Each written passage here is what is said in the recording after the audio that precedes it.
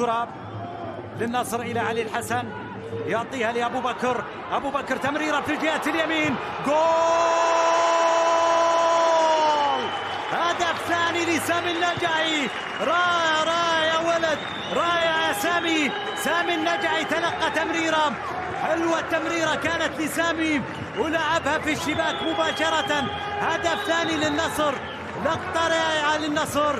سامي النجعي سجل معها الهدف الثاني، تمكن من شباك العدالة، أضاف الهدف الثاني للفريق النصراوي بعد أن منع النصر من هدف بداعي التسلل. الآن التمريرة كانت راية من أبو بكر لسامي النجعي، ركنها في الشباك. هدف ثاني، هدف ثاني للنصر عبر سامي النجعي. النصر الآن ابتعد بهدفين، خلاص كل شيء يحسم مع هذه المباراة بالهدف الثاني الذي أضافه سامي النجعي النصر إلى دور ربع النهائي من كأس خادم الحرمين الشريفين. النصر يبدأ في قتاله نحو الكأس الغالية، نحو السلام على خادم الحرمين الشريفين، نحو